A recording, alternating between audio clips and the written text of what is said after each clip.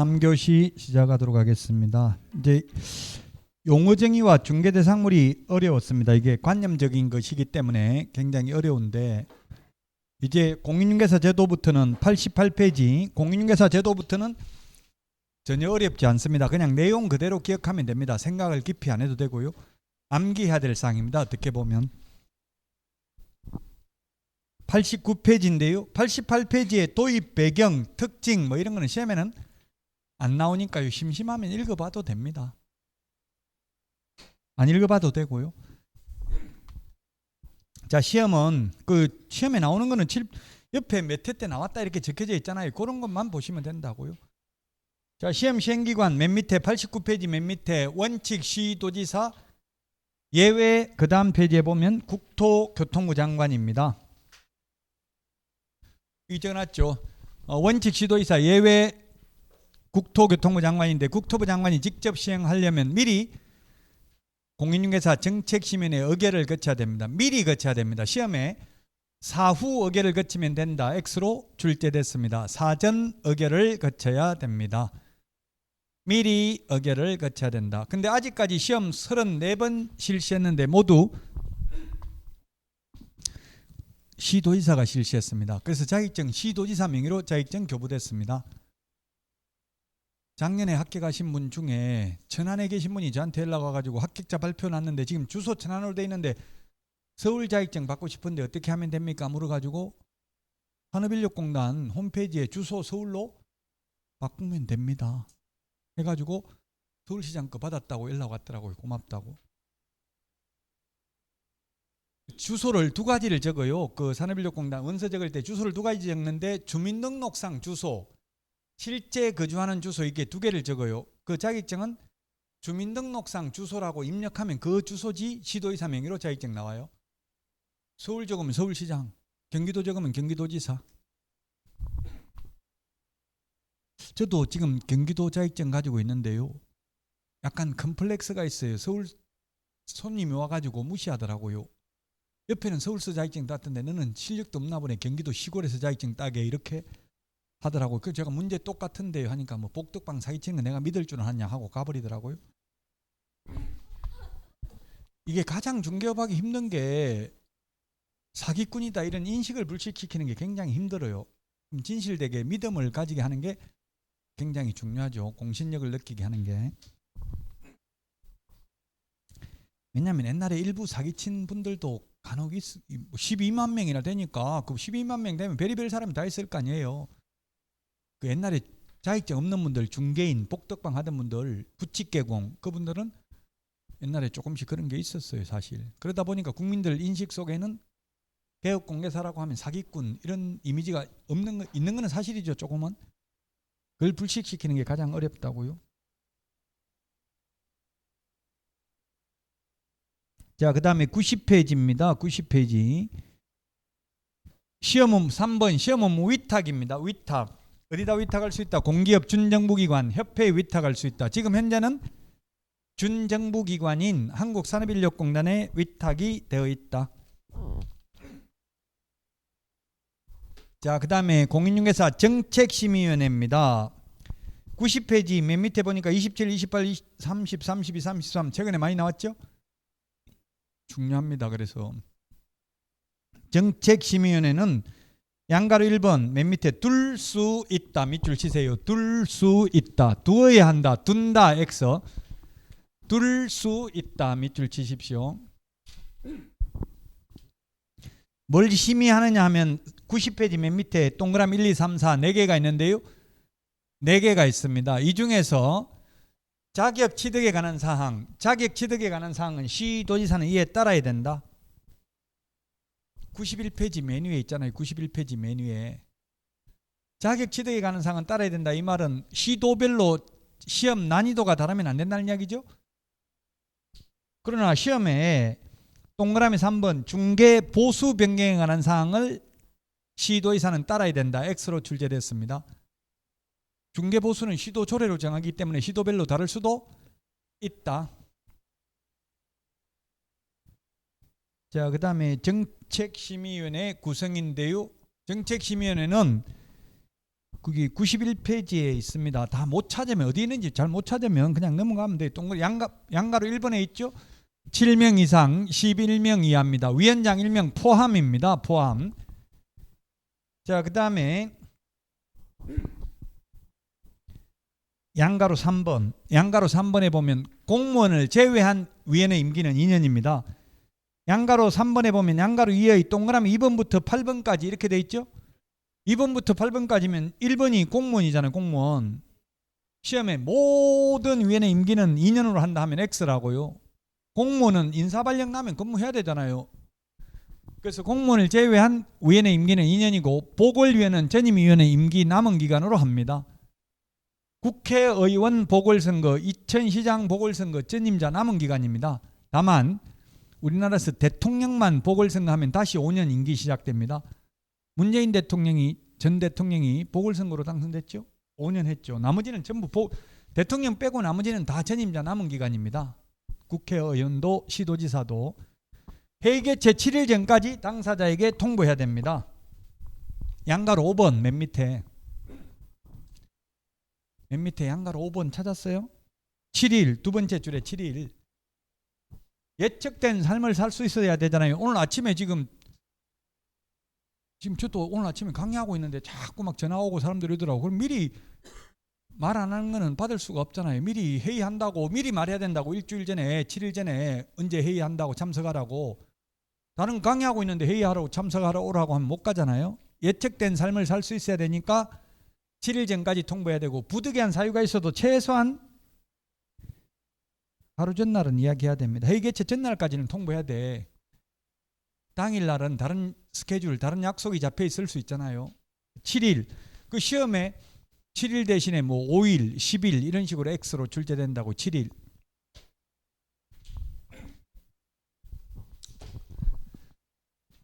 자, 그 다음에 위원의 재척 기피 회피. 재척 기피 회피라는 단어가 있는데 이거는 인터넷 쳐봐도 재척 기피 회피는 많이 나옵니다. 92페이지에 있습니다. 기본서는 92페이지 3번의 제목. 기피, 재척, 회피가 있는데 재척이라는 것은 뭐냐면 그 회의, 재척 사유라고 하면 정책심의회 회의에 빠져야 되는 사유입니다. 재척 사유, 배제 사유, 빠져야 되는 사유. 어떤 경우 빠져야 되냐면은 92페이지 3번에 양가로 1번에 동그라미 1번 배우자 나 배우자 이 어떤 사람 배우자 이 어떤 사람 이혼했어요. 여기 이혼했다는 말은 없지만 배우자 이 없다 이 말은 지금은 아니란 이야기죠. 사랑해요 안 해요? 전 배우자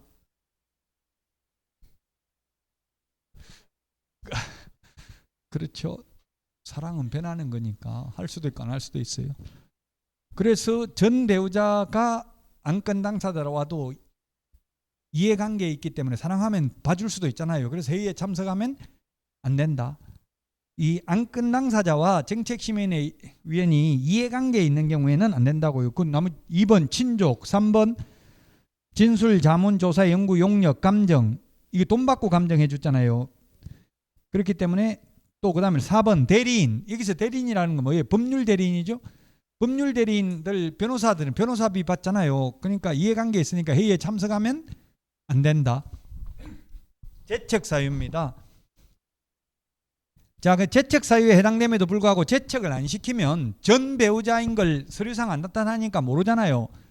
그러니까 회의 참석하라고 하면 나 전 배우자가 와서 안면 받쳐서 회의 참석 못하겠다 하고 스스로 회피해야 됩니다. 스스로 회피. 그 다음에 기피는 뭐냐면 기피 이게 인터넷 쳐보면 재판부 기피 신청 이런 말 많이 나옵니다. 재판부 기피 신청 즉 안건 당사자가 정책심의위원을 회의에 빼달라고 요청하는 거예요. 저 사람 나한테 불리하게 심의할 수 있으니까 회의에 빼달라고 하는 것 기피 신청이라고 합니다. 이무재 씨가 이혼 소송하면서 이부진 씨하고 재판부 기피 신청을 냈어요. 왜냐하면 그 이부진 씨 변호사가 판사하고 사법연수원 동기여가지고 당연히 돈 비싼 사람 썼겠죠. 그 유리한 사람. 그 재판부 기피 신청을 내가지고 인용됐습니다. 재벌 총수들은 재산이 몇 조 되는데 이혼하면 반 딱 잘라서 나눠줘요? 안 나눠줘요? 예, 안 나눠주고 있죠. 즉 특유재산이라는 이야기예요. 고유재산. 원래부터 자기 재산은 나눠줄 필요 없다는 이야기예요. 같이 결혼해가지고 번 것만 나눠줘요. 근데 재벌 총수는 그런데 우리는 일반인들은 번 거 없어도 같이 사는 기간에 따라서 이때까지 그 재산을 안 까먹고 유지한 것만으로도 기여했다고 보고 거의 반반 나누라고 그래요. 일반인들은. 재벌 총수들은 나누라고 안 합니다. 그건 뭐 경영권 방어 이런 차원에서도 그렇다고 봐야 되겠죠. 지금 이혼 소송에서 SK 최태원 회장이 뭐 지금 400억인가 600억인가 최고 지금 많이 주라고 했죠. 우리나라에서는. 외국에서는 몇 조씩 주라고 그래요. 몇 조. 재벌 총수들을.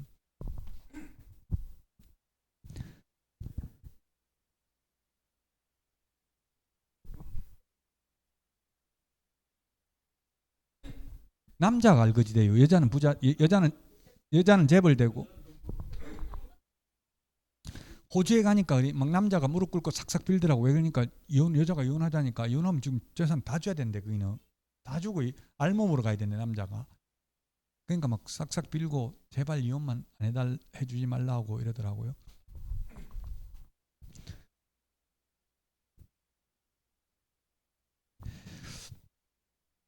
자, 그래서 재척 기피, 회피를 받고요. 회피해야 되는데 회피 안 하면 해촉할 수 있다. 해촉할 수 있다. 해촉이라는 거. 여러분들이 만약에 사장이 된다면, 중개업소 사장이 된다면 직원을 고용할 때 근로계약서를 적는 게 아니라 위촉 계약서를 적으면 그냥 해촉해버리면 돼요. 또는 프리랜서 계약서 이런 걸 적는 게 좋겠죠. 사장 입장이라면. 직원 입장이라면 근로계약서를 적는 게 좋고요. 근로계약서 적으면 마음대로 못 자르죠. 해고 예고를 최소한 한 달 이상 해고 예고해야 돼. 저도 IMF 때 잘리는데 회사에서 가니까 제 의자도 다 치워버리고 책상도 없어버리더라고. 있을 데가 없더라고. 그래가지고 어디 앉아야 되는데 하니까 뭐 앉기는 어디 앉아. 그냥 집에 가라. 한 달 월급은 더 줄 테니까 이러더라고. 그래서 너무 고맙더라고. 한 달 월급 준다고 하길래. 근데 알고 보니까 법에 근로기준법에 최소한 해고 예고 갑자기 잘랐으니까 한 달은 월급 더 줘야 돼요.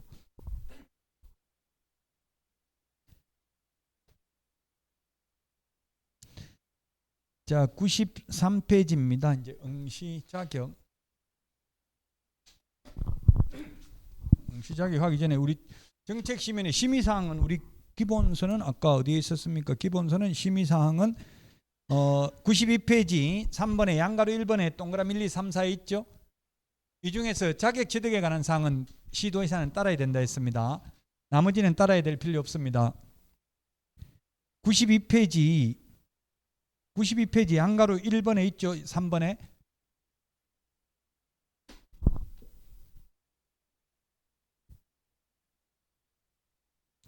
그게 아니구나. 90페이지에 있네. 이게 90페이지라고 적혀 있죠. 이게 페이지가 90페이지에 있네요. 정책 시민 심의 사항 맨 밑에. 90페이지 맨 밑에 있죠. 90페이지 맨 밑에. 제가 이거 PPT 만들면서 페이지 다 찾아가지고 적었는데 지금 페이지를 갑자기 잘못 적었나 이렇게 생각을 했는데, 혹시 잘못된 거, 페이지 같은 거 잘못된 거 있으면 말해 주세요. 다음에는 고쳐야 되니까. 페이지 지금까지 다 맞죠? 90페이지 맨 밑에 있습니다.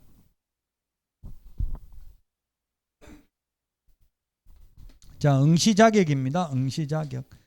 93페이지 응시 자격입니다. 시험 못 보는 거 원칙적으로 시험 다 볼 수 있습니다. 못 보는 것만, 시험 못 보는 거 부정행위 하면 5년, 자격 취소되면 3년간 시험 못 봅니다. 그냥 이거는 3년, 5년 그냥 단순히 암기니까 넘어가겠습니다.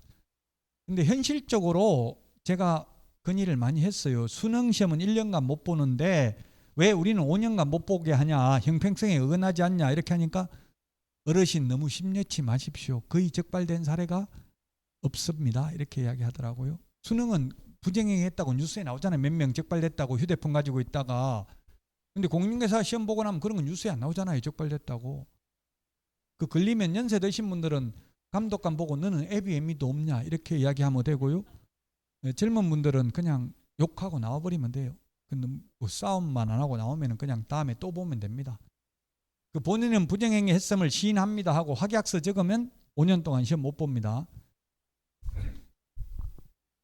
자격 취소되면 3년. 자격 취소는 지금 공인중개사가 52만 명이 있는데 이 중에 1년에 자격 취소되는 사람 10명입니다. 10명. 주로 자격 취소하는 거 죽고 없는 사람 자격 취소하더라고요.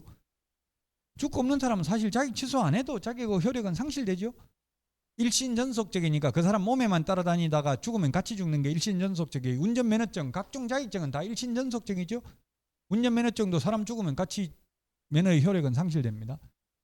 부정행위 5년, 자기 취소 3년 시험 못 봅니다. 그 외에는 외국인도 결격 파산 선고받은 자, 신용불량자 다 시험 볼 수 있습니다.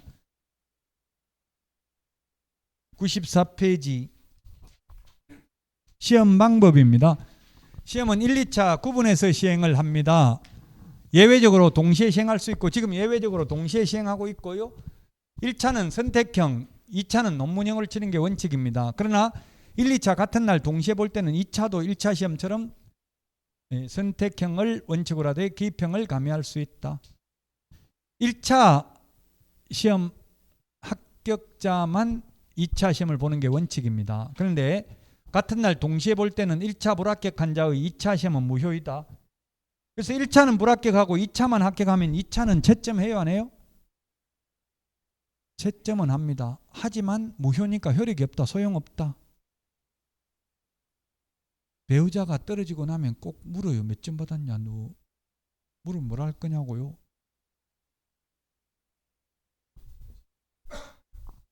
(1차만) 됐다 하려고요? 거짓말로?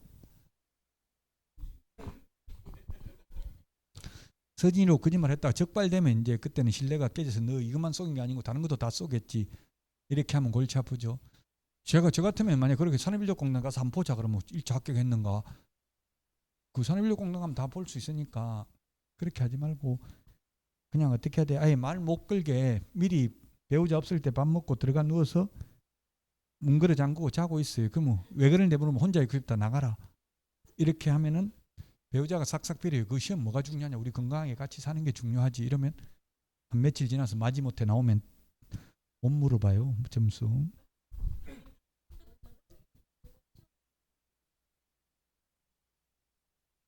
공인중개사 시험만 그래요.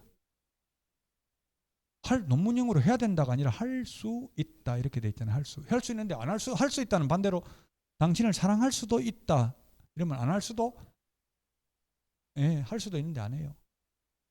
할 수 있다지 하에 한다는 아니죠. 논문형을 원칙으로 하되 기입형을 가미할 수 있고 선택형을 원칙으로 하되 기입형을 가미할 수 있다. 가미할 수 있다 길게 적을 수가 없어서 안 적었는데 그렇게 돼 있어요. 여기 책에는 다 읽어보면 저는 선택 1, 2, 3, 4 기입형은 단답형 뭐 7일 적는 거 이런 게 기입형이에요.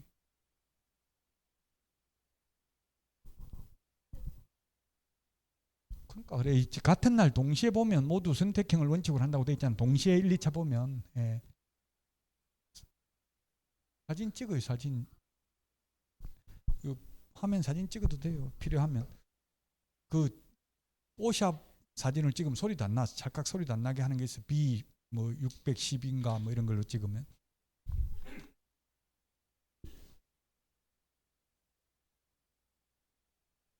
참 이게 휴대폰 기능이 희한한 게 다 있더라고. 이게 애니메이션도 있고 뭐 이게 만화 얼굴로 나오게 하는 것도 있더라고. 제가 유튜브에 강의할 때 얼굴을 만화 얼굴로 와이프가 하려는 거 하지 말라 했어. 그러면 저는 공신력이 있어야 되는데 그러면 속이는 것도 아니고 마스크 끼고 막 이런 걸로 얼굴 모르게 해가지고 하는 거 그런 거 나쁜 짓 할 때나 그런 거 하는 거지 얼굴이 중요하죠. 시험에 잘 안 나옵니다. 이거는 왜냐하면 맨날 시험 보고 실제로는 이게 논문형을 안 보니까 시험에 안 나온다고 이런 거 묻는 거 너무 심려치 않으셔도 됩니다. 어쨌든 결론은 뭐 지금 1차 위주로 하라고. 1차 떨어져 버리면 아무 소용없다고. 2차 아무리 잘 봐도. 근데 반대로 1차 합격하고 2차 못 보면 다음에 2차만 보면 되죠. 그래서 1차 위주로 제가 하라고 아까 말씀드렸죠. 시험은 매년 1회 이상 봅니다. 다만 부득이한 사유가 있는 경우 당해년도 시험을 실시하지 매년 X의 말은 실시하지 아니할 수 있습니다. 결론은 시험을 1년에 10번 봐도 되고 10년 동안 안 봐도 된다. 법적으로는. 그래서 이걸 보면서 저는 법이라는 게 통치 이데올로기다. 법은 원래 어원은 삼수자, 물수자죠. 이게 삼수, 물 갈 것자.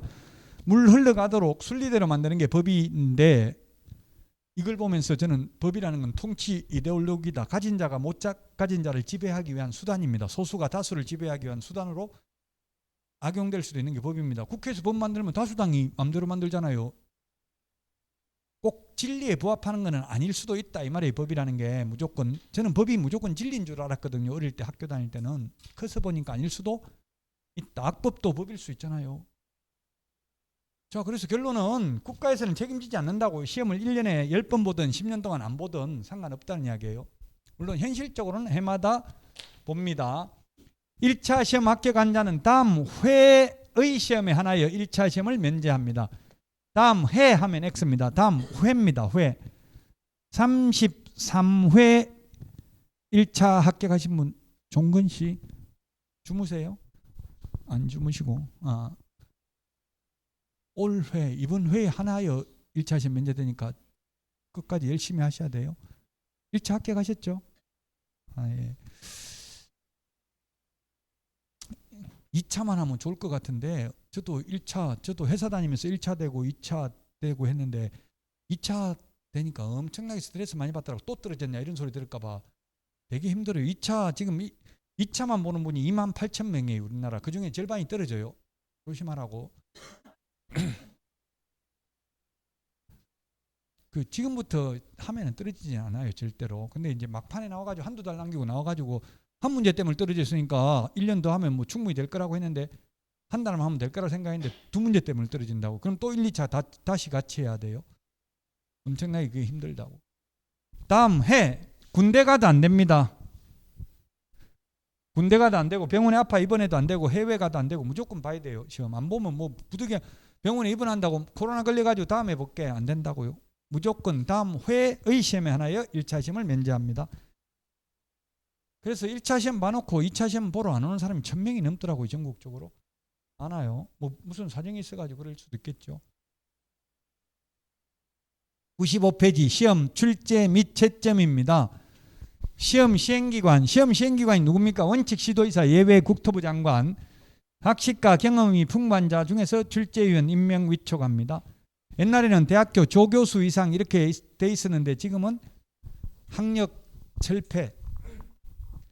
철폐로 인해서 이제 대학 교수도 반드시 뭐 박사학위 있어야 되고 그런 건 아니에요. 초등학교 나온 사람도 대학 교수 될 수도 있어요. 그래서 지금은 조교수 이런 거 없고 학식과 경험이 풍부한 자입니다. 시험 많이 떨어져도 학식과 경험이 풍부하잖아요. 경험이. 그럼 출제위원 될 수도 있다. 이론적으로는, 뭐 현실적으로는 다 대학 교수들입니다. 그 출제위원이 부정행위 해가지고 시험의 신뢰도를 저하시키면 다른 시험 시행기관의 장 및 그 출제위원이 소속하고 있는 기관의 장에게 통보한다. 대학 교수면 총장한테 통보한다. 명단이 통보된 출제위원은 통보한 날로부터 5년간 출제위원 위촉할 수 없다.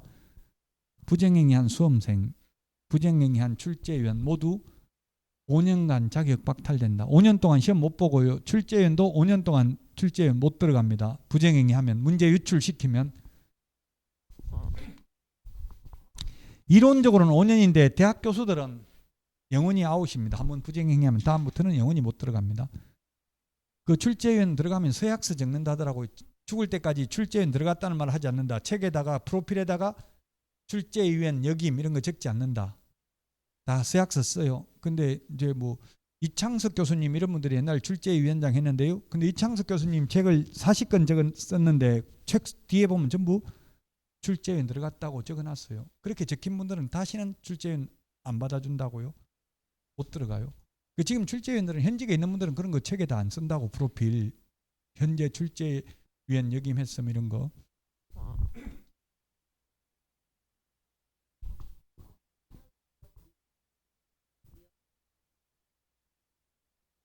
예, 원래는 그렇죠. 시도이사가 해야 되는데 그 위탁이 돼 있어가지고 산업인력공단 홈페이지에 보면 상시 출제위원 모집한다고 돼 있어요. 그래서 저도 응모해 보니까 사설학원에서 강의한 적이 있는지 서약서 또 적으라 하더라고요. 있다니까 안 된다더라고요. 영원히 안 돼요. 저는 출제에 못 들어가요. 이해관계 있잖아요. 제가 강의해놓고 제가 강의한 것만 다 내뿌리면 안 되잖아요. 그래서 안 된다고요. 지금 그 산업인력공단 홈페이지에 보면 대학 조교수 이상 해가지고 상시 모집해놨어요. 출제위원. 그리고 출제위원만 상시 모집하는 게 아니고 여러분들이 올해 합격하면, 작년에 합격하신 분들은 올해 그 테스트, 모의 테스트 위원으로 갈 수 있어요. 그럼 일주일 동안 합숙하고 140만 원인가 준대요. 돈을.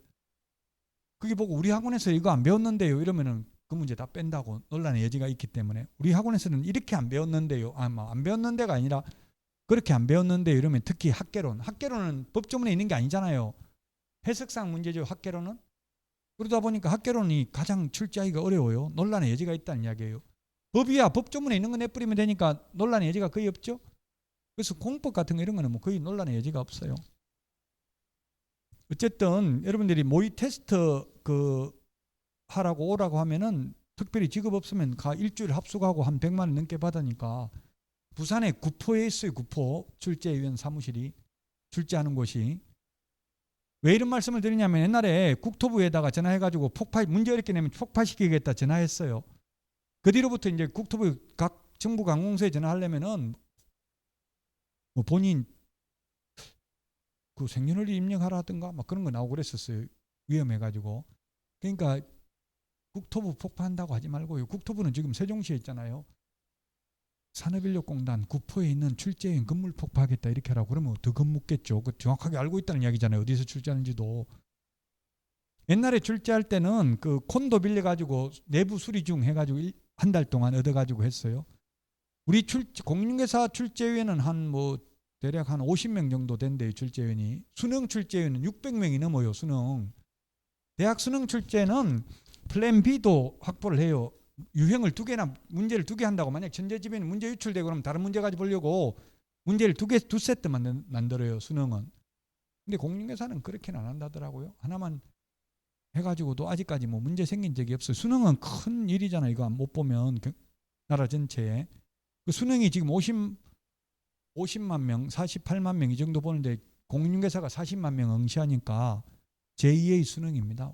국민 자격증이에요. 공인중개사는 꼭 개업하려고 따는 게 아니라 그냥 부동산 지식을 획득하기 위해서 따는 사람도 많다고요. 투자 이런 거 하기 위해서. 자, 시험 공고입니다. 시험 공고인데 시험의 그 96페이지 시험 공고인데 매년 2월 말까지 96페이지 그 6번에 1번에 양가로 1번에 있죠. 96페이지 매년 2월 말까지 일간신문, 관보, 방송 중 하나 이상의 공고하고 인터넷 홈페이지에도 공고해야 된다. 제가 시험을 1999년 4월 25일 날 자격증을 땄고요. 그 다음에 시험을 9월 달에 본 적도 있고 10월 달에 본 적도 있고 시험 날짜가 맨날 달랐어요.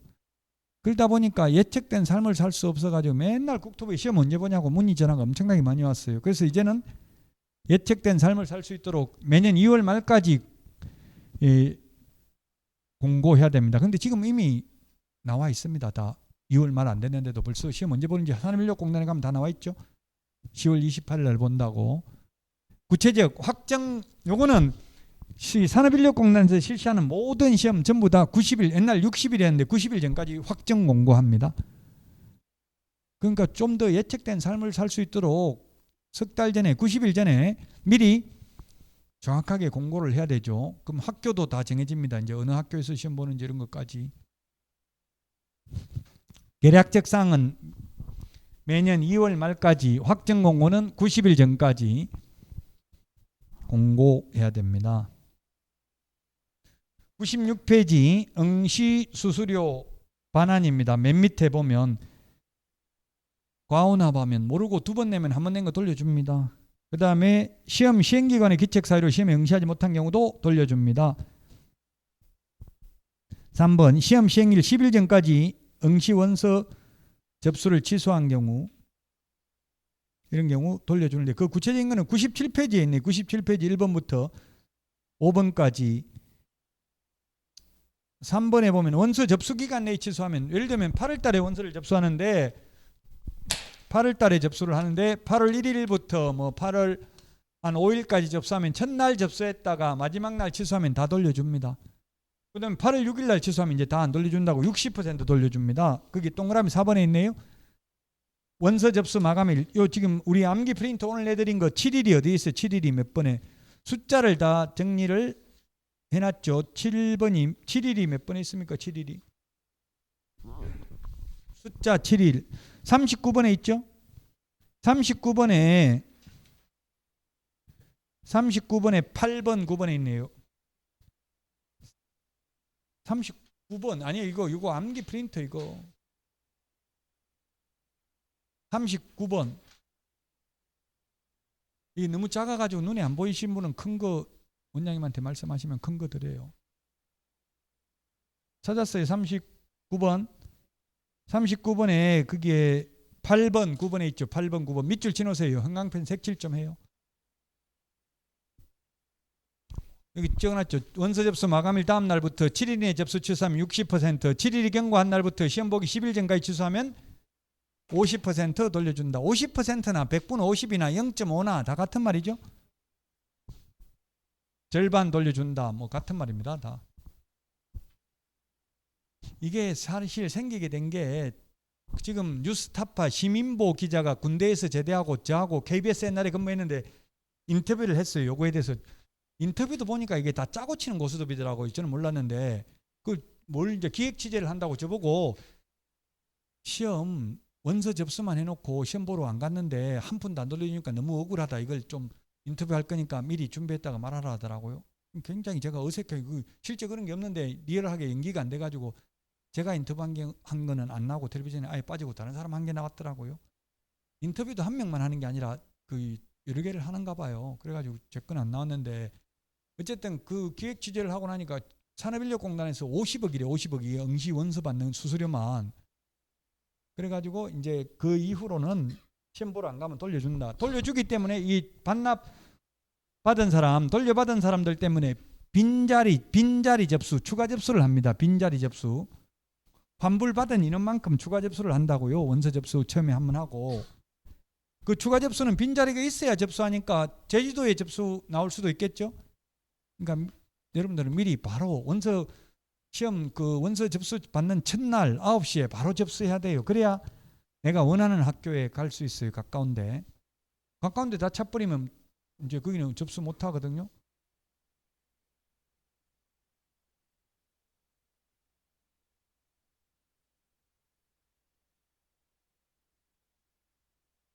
(100페이지)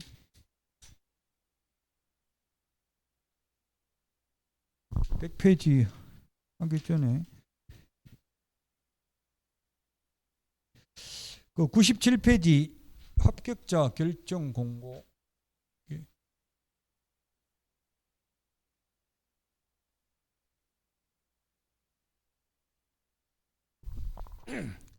97페이지 그 합격자 결정 공고인데 합격자 결정은 1차는 절대평가입니다. 40점 시험에는 안 나오니까 지금 칠판에도 안 적어놨고요. 그냥 참고로 40점 밑으로 과락 없이 평균 60점 이상이면 1차는 무조건 합격입니다.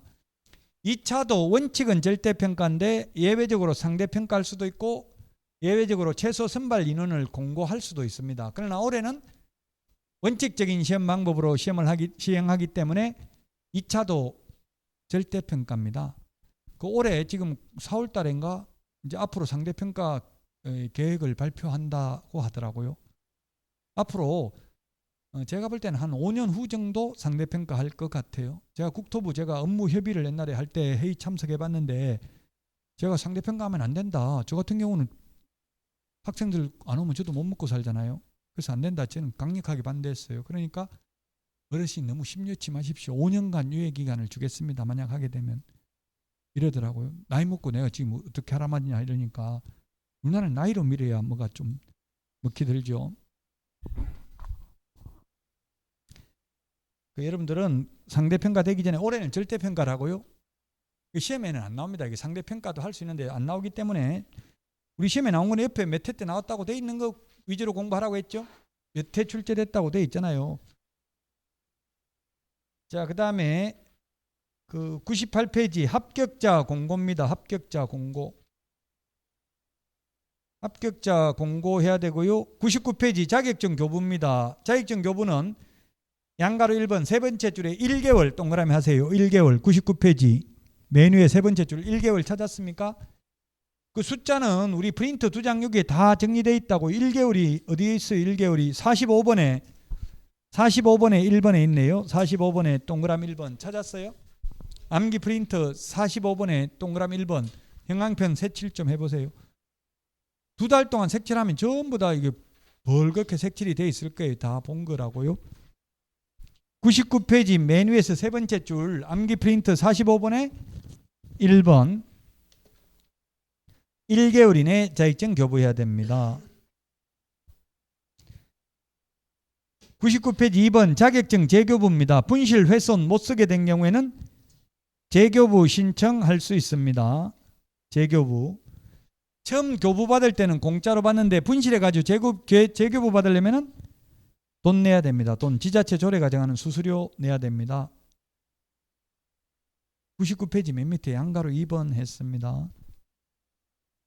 양가로 1번 세 번째 줄에 당해 자격증을 교부한 시도지사 교부한 밑줄 치세요. 교부한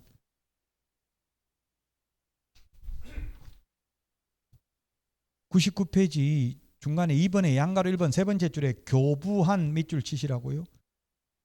우리 암기 프린트는 이거 암기 프린트 요거 보시라고 오늘 내드린 거 52번 54번 맨 밑에 보면 54번 맨 밑에 동그라미 1번부터 7번까지 있는데요. 1번부터 5번까지는 교부한 시도지사, 6번, 7번은 사무소 관할 시도지사라고 돼 있죠. 찾았어요. 54번 맨 밑에.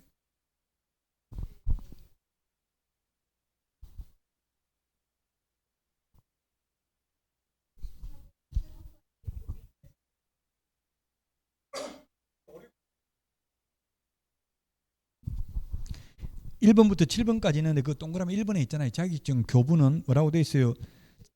재교부는 교부한 시도지사라고 돼 있죠. 그 여러분들이 만약에 경기도지사한테 자격증 받아가지고 서울에서 중개업을 하다 분실을 해도 서울시장한테 달라고 하는 게 아니고 다시 경기도에 와야 된다고 준 사람한테 뿌린 자가 거두리라. 뿌린 자가 거두리라 이렇게 기억하면 돼요. 준 사람한테 다시 달라고 해야지. 서울시장한테 달라고 하면 서울시장이 뭐라고 하겠어요? 내가 준 적이 없는데 뭘 또 다시 달라고 하냐 이렇게 할 거 아니에요. 그러니까 원래 자격증을 줬던 사람한테 재교부 신청한다. 그 암기 프린트 54번 맨 밑에 동그라미 1번에 있습니다. 암기 프린터 이거 시험 볼 때까지 1년 동안 알면 되는 거예요. 지금 당장 알아야 되는 게 아니고. 그럼 어떻게 해야 돼? 계속 찾아보고 잊어먹고 찾아보고 잊어먹고 거듭되는 고통을 받아야 되겠죠. 자격증 양도대여입니다. 자격증이든 등록증이든 양도대여 현실적으로 뭐 양도하는 사람은 못 받고요. 대여 빌려주는 사람은 받습니다. 빌려주어서도 안 되고 빌려서도 안 된다. 양도대여하면 1년 이하의 징역이나 1,000만 원 이하의 벌금이다. 빌린 사람 빌려준 사람 누가 더 무겁게 처벌받는다고요? 똑같습니다. 둘 다 1년 이하의 징역이나 1,000만 원 이하의 벌금입니다. 살인하는 사람이나 살인하라고 시키는 사람이나 똑같습니다. 살인죄나 살인교사죄나 똑같습니다. 자격증 빌려준 사람이나 빌린 사람. 근데 현실적으로 보면 다 빌려준 사람만 나쁜 사람인 줄 알고 빌린 사람은 자기 돈 줬기 때문에 당연하다고 생각하더라고요. 공부를 안 했기 때문에 똑같아요. 1년 이하의 징역이나 1,000만 원 이하의 벌금에 처합니다. 유사명칭 사용금지 공인중개사가 아닌 자가 102페이지 공인중개사가 아닌 자가 공인중개사 그 밖에 여기 보니까 전부 책에 몇 회 때 출제됐다고 다 적혀 있잖아요. 칠판에 적혀 있는 거는 공인중개사가 아닌 자는 공인중개사 그 밖에 이와 유사한 명칭을 사용할 수 없다. 그래서 자격증 없는 사람이 대표자를 가리키는 명칭 대표자, 사장, 회장, 소장도 안 됩니다. 소장이 중개사무소에서 소장이니까 가장 높은 사람이죠. 그 소장이라고 하면 당연히 자격증이 있다고 생각할 가능성이 많아요. 현실적으로는 보면 그렇게 현실적으로 많이 하고 있어요. 돈 낸 사람, 자격증 걸고 하는 사람 같이 근무하고 있어요. 그럼 내부적으로는 어떻게 부르냐면 내부적으로는 돈 낸 사람을 사장이라고 부르고요. 자격증 가지고 있는 사람을 소장이라고 불러요. 내부적으로 현실적으로 그렇다는 이야기 시험에 나오는 게 아니고 이렇게 내부적으로 뭐 부르는 거야 뭐 법적으로 어떻게 처벌하기는 쉽지 않지만 만약에 이게 돈 냈다고 자기가 자기 건물이라고 예를 들면 명함에다가 사장, 대표, 회장, 소장 이런 거 3개 다니면 1년 이하의 징역이나 1,000만 원 이하의 벌금이라고요. 자격증 없는 분은 대표자를 가리키는 명칭을 쓸 수 없습니다.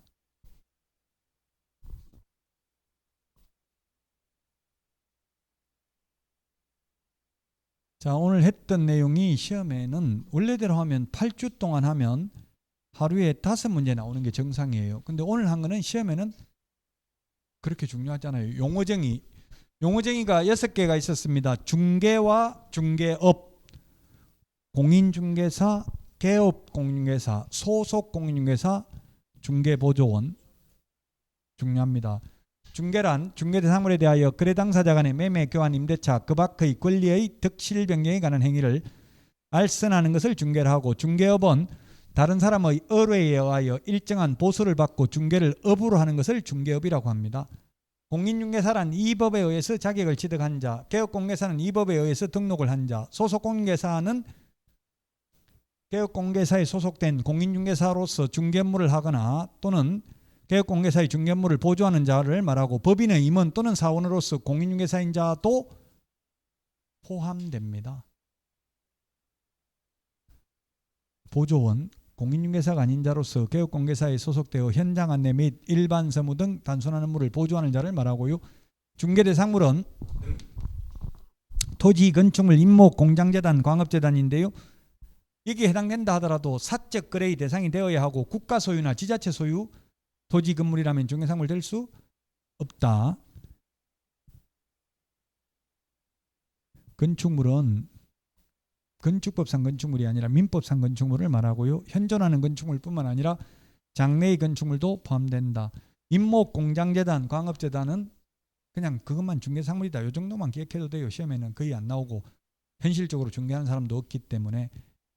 자, 그 다음에 공인중개사 제도에서는 이제 암기해야 될 숫자들이 많이 나옵니다. 숫자만 보겠습니다. 이 공인중개사 제도 숫자는 요 암기 프린트에 다 숫자 정리 다 돼 있어요. 7일, 10일, 15일, 30일, 1월, 2월, 3월, 1년, 3년, 뭐 5년 이런 숫자들이 다 정리되어 있습니다. 30일, 1월 구분해야 되겠죠. 자, 먼저 부정행위 한 수험생, 부정행위 한 출제員 5년간 출제員자격 없습니다. 그 다음에 자격 취소되고 3년간은 시험 볼 수도 없고, 그 다음에 중개업무에 종사할 수도 없습니다. 그 다음에 응시 원서 냈다가 원서 접수 마감일 다음 날부터 7일 이내에 접수 취소하면 60% 돌려주고요. 7일이 경과한 날부터 시험 보기 10일 전까지 취소하면 50% 돌려줍니다. 회의 개최 7일 전까지 통보해야 됩니다. 정책심의위원회 회의는. 자격증 교부는 합격자 결정 공고일로부터 1월 이내에 자격증을 교부해야 됩니다. 1월 이내에 자격증 교부해야 된다.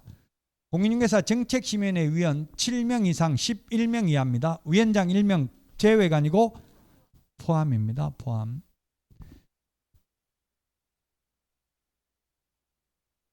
자, 다음 주에 할 내용이 106페이지부터 198페이지까지 강의 계획서 측이 아마 밖에 있는 거 참고로 보시면 돼요. 궁금하시면, 좀 안 궁금했으면 좋겠어요. 너무 이게 공인중개사법에 너무 관심 많이 가니까 제가 부담스러워. 저를 너무 좋아하지 말라고. 민법 하시라고. 민법. 그 지적 호기심 있고 궁금하신 분들을 위해서 강의 계획은 지금 다음 주에는 106페이지에서 198페이지까지. 그러면 견출지 가지고 그거 뭐 나눠 8주 동안 나가는 거 대충 그 나눠만 놓든지 하세요. 그래도 어떻게 하는지 나갈지 궁금하면 나눠 놓으면 되겠죠. 106페이지에서 198페이지 다음 주에 한다고요? 다음 주에 하는 게 이제 여기서 이때까지는 원래 한 주에 5문제 나오는데 여기에서는 5문제 더 나와요.